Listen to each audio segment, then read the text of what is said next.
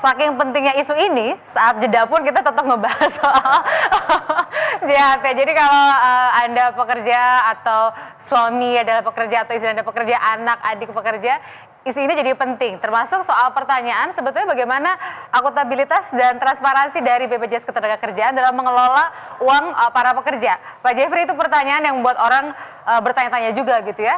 Sekali lagi soal 5 tahun 10 tahun ini, karena merasa diendapkan 10 tahun itu kan menjadi sesuatu. Betul, kita dapat manfaat, tapi di sisi lain BPJS juga dapat apa nih dengan itu? Silakan Pak Jeffrey, konfirmasinya. Ya, terima kasih Mbak Tina. Jadi kami di BPJS memang benar yang disampaikan Pak Iswan tadi, bahwa kami hanya dititipi uang untuk dikelola dengan sebaik-baiknya untuk dimanfaatkan pada waktunya nanti bagi peserta. Setiap dana yang kami terima, tentu kami kelola dan kami tempatkan dalam instrumen-instrumen investasi yang diatur dalam peraturan pemerintah juga. Ada mulai deposito, ada surat utang negara, ada saham, ada reksadana, ada properti, dan ada penyertaan. Dalam 5 tahun terakhir, ya, tingkat imbal hasil atau hasil pengembangannya rata-rata 2 digit, 10%. Jadi kalau Mbak Tina punya saldo JHT tahun ini, 10 tahun ke depan, dia bisa jadi berlipat-lipat, mungkin bisa jadi 2-3 kali lipat, karena bunganya setahun itu 10%. Hasil pengembangannya 10%. Nah, kalau tadi dikatakan jangan-jangan cuma hitung-hitungannya saja, nanti giliran mau diklaim nggak bisa. Pasti bisa, karena itu dilindungi oleh peraturan pemerintah, oleh peraturan perundangan. Ya. Jadi, intinya bahwa setiap rupiah dana yang dititipkan atau yang disetorkan oleh para peserta itu dikelola dengan peraturan perundangan yang sangat ketat, yang highly regulated. Bahkan di setiap instrumen itu kita ada aturan-aturannya, batasan-batasannya. Nah, hasil pengembangannya sudah pasti.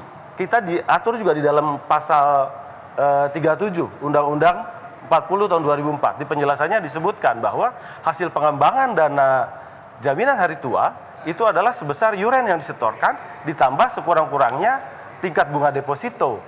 Sekurang-kurangnya? Sekurang-kurangnya. Berarti sebetulnya kalau dalam tanda petik tertahan 10 tahun harusnya manfaat lebih besar buat penerima. Meskipun sekali lagi itu belum tentu bisa berkejaran dengan inflasi saat itu misalnya. Mbak Oki, ini kan teman-teman BPJS Ketenagakerjaan itu sebagai pelaksana begitu ya. Yang bikin peraturan kan pemerintah. Dan tadi Mbak Dita juga membuat highlight bahwa ini kan bukan kayak ngerubah catatan belanjaan rumah tangga gitu ya. Tadi mau belanja beras 10 kilo jadi 5 kilo, kasih lagi ke asisten rumah tangga. Tapi kan ada urusannya dengan kementerian terkait. Dan Mensesnek menyampaikan bahwa Presiden maunya ada revisi kok. Dan revisi itu terkait terutama yang terkena ancaman PHK. Dari sisi itu, Mbak Oki cukup puas nggak dengan respon pemerintah terhadap kontroversi PP ini? Ya. Saya rasa memang untuk waktu sekarang rasanya kalau dibandingkan antara judicial review Undang-Undang SDNN pasal 37 tersebut dengan merevisi PP, lebih cepat adalah merevisi PP. Atau bisa juga Tina dengan cara lain adalah membuat masa transisi begitu. Jadi sebelum menuju ke yang 10 tahun ini PP-nya dibuat masa transisi seperti misalnya roadmap deh. Misalnya jaminan pensiun katakanlah ya. Kan di situ dikatakan setiap 3 tahun dievaluasi, nanti pada tahun 2030 insya Allah bisa sampai menjadi 8% iurannya, yang mana itu juga dikendaki oleh pekerja waktu itu 8%. Jadi menurut hemat saya sebetulnya bisa, bahkan misalnya bisa juga mengeluarkan peraturan pemerintah pengganti undang-undang Perpu juga bisa gitu. Dan sekali lagi ya ini alam demokrasi, monggo kalau mau judicial review monggo, tapi kalau dilihat dari keinginan para pekerja agar bisa lebih cepat untuk menerima manfaatnya, mungkin revisi menjadi lebih cepat. Tapi kalau dari sisi manfaat nilainya sendiri menurut Mbak Oki? Ini juga menjadi sorotan saya. Ketika dikatakan bahwa setelah 10 tahun bisa diambil 10% dan 30%. Pertanyaan saya ke Mbak Dita mungkin yang membuat kebijakan, kalau BPJS yang kerja kan operatornya, regulatornya kan Mbak Dita. 10% dan 30% itu apa sih unsurnya? Kenapa timbul sampai kata 10%, angka 10%? Kenapa 30%? Dari mana itu angkanya? Apa unsurnya? Mbak Dita? Pertama-tama tentu begini, JHT itu konsepnya kan adalah tabungan untuk hari tua. Prinsipnya sebetulnya lebih baik tidak diambil sampai umur 56 tahun. Lebih lama lebih baik, bukan lebih cepat lebih baik, lebih lama lebih baik. Jadi nanti ketika pekerja sudah masuk masa tidak produktif, dia punya uang. Selain jaminan pensiun, dia punya uang cash yang cukup banyak. Tapi kemudian dalam perjalanan terjadi berbagai polemik, ya kan? Kemudian kita juga akomodasi. Oke, karena menjalankan jaminan hari tua yang betul-betul konsisten sesuai prinsip jaminan sosial nggak diambil-ambil itu sulit. Dalam situasi ekonomi kita yang seperti ini, buruh juga punya banyak kebutuhan. Oke, setelah 10 tahun Anda boleh ambil 10% atau loh Mbak, 30%. Kenapa pertimbangannya? Ya karena prinsipnya itu tabungan, Mbak. Kalau kita ambil 50% ya tinggal setengah anak-anak dapat. Jadi kita ambil satu angka, ada hitung-hitungannya waktu itu juga kita. 30% untuk perumahan itu wajar karena memang harga perumahan agak besar. Tapi kalau untuk kebutuhan lain cukup 10% aja supaya masih ada sisa 90. Ketika dia masuk masa tua masih ada 90% dia bisa pegang. Kalau diambil 50 Mbak habis, 75 habis gitu. Pak Iswan, dari sisi pekerja ini ya, kan jaminan tuh banyak, ada jaminan kecelakaan kerja, ada jaminan kematian, jaminan pensiun, jaminan hari tua. Ini kan cuma salah satu unsur dari sekian jaminan yang disiapkan negara untuk para pekerja. Jadi kalau dari sisi teman-teman harapannya apa? Apakah seperti Mbak Oki misalnya ada Perpu, judicial review, revisi PP, atau ada masa transisi sampai menuju 10 tahun sesuai dengan undang-undang yang ada sekarang? Ya, harapan buruh kembalikan ke aturan lama, gitu kan? Revisi PP itu. Tetapi revisi PP itu harus paling tidak memuat 3 hal yang substansial. 1, para pekerja yang di PHK ya, itu tetap bisa mendapatkan itu, dan begitu juga pekerja yang masih aktif bekerja ya, yang bekerja sekurang-kurangnya 5 tahun tetap bisa mengambilkan uangnya itu. Itu yang pertama. Yang kedua, isinya tuh tidak ada lagi harus 10 tahun dulu kemudian ngambil 10%. Bagi kita kembalikan ke yang lama, lamsam. Dia bisa ngambil sekali, kalau udah 5 tahun dia bisa ngambil, uang itu bisa digunakan buat DP rumah, buat anaknya sekolah dan sebagainya. Sepertinya selama ini dilakukan. Lamsam. Ya, lamsam dia. Kemudian yang berikutnya lagi yang kami minta adalah, yang kami minta terkait dengan revisi ini adalah jangan dipaksakan bahwa ketentuannya salah. Maka dalam tanda kutip, mohon maaf nih, hasil hitung-hitungan kami ya di Serikat Buruh bahwa uang JHT 5% ini, itu 5,7% ini, 15 tahun ke depan tahun 2030 itu akan tembus 1.400 triliun. 1.400 triliun. Maka dalam tanda kutip, jangan-jangan pemerintah mau merampas uang rakyat untuk infrastrukturnya itu. Ini kira-kira kami melihat di sana. Kenapa kami ini menjadi penting bagi buruh? Kalau Mbak Dita atas nama pemerintah tadi mengatakan tadi buat hari tua kan udah kita perjuangkan. Jaminan pensiun sudah ada. Kemudian pesangon dalam Undang-Undang Nomor 13 tahun 2003 sudah tidak ada. Maka JHT ini bagi buruh adalah uang taktis ketika mereka memerlukan, membutuhkan. Tapi namanya bukan hari tua lagi dong, Mas Iswan. Bukan jaminan hari tua. Jaminan saat ini, JSI.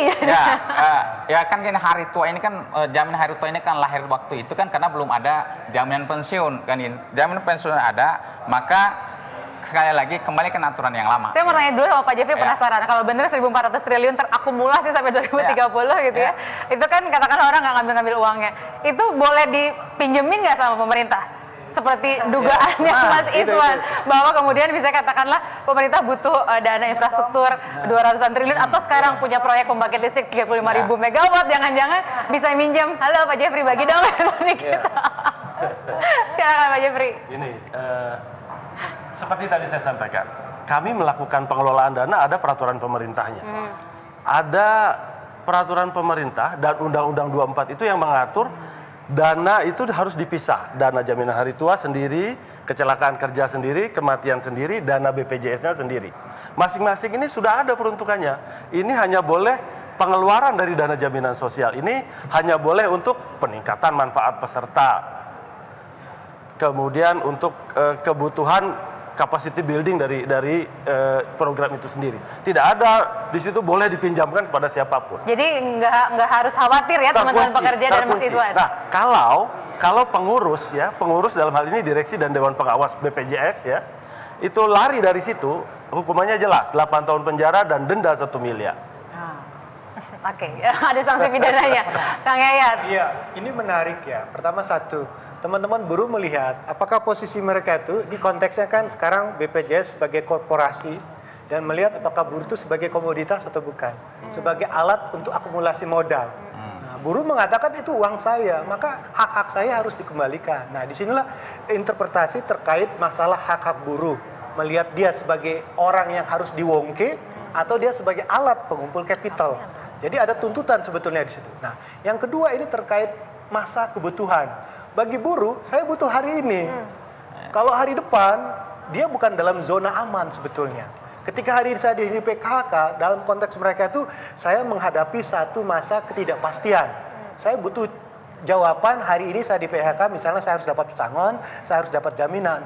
Kalau dalam konteks koperasi, betul bahwa makin lama disimpan, itu akumulasi modalnya akan semakin besar. Tapi bagi mereka yang di bawah, kemana mereka harus mengadu? Inilah persoalan gap yang terjadi, cara pandang kita terkait uang yang kita kumpulkan. Ini sederhana berpikirnya, misalnya begini, buat teman-teman, anak saya sekolah, mengerjakan kelas, mau masuk SMP. Tapi buat BPJS dengan lama, nanti anak Anda bisa kuliah, kata teman-teman, gimana mau kuliah SMP aja nggak bisa masuk gitu. jadi ada kesenjangan berpikir. Berteriak. Gitu. Nah, ini kan persoalan konflik muncul karena ada tuntutan untuk menyamakan haknya, menuntut hak-hak itu supaya bisa dikembalikan lah. Tapi dalam hal ini sekali lagi, cara pandang korporasi dengan cara pandang buruh sebagai pekerja itu berbeda. Tapi bagaimana kesenjangan ini yang harus dilakukan dialog-dialog kembali sehingga bahasa-bahasa komunikasi kita itu adalah bahasa yang mudah dimengerti pada tingkat akar rumput. Dan ini penting sekali bahwa komunikasi tidak bisa one size for all. Nggak bisa bahasa teman-teman BPJS dan pemerintah ke DPR disamain dengan bahasa ke teman-teman buruh.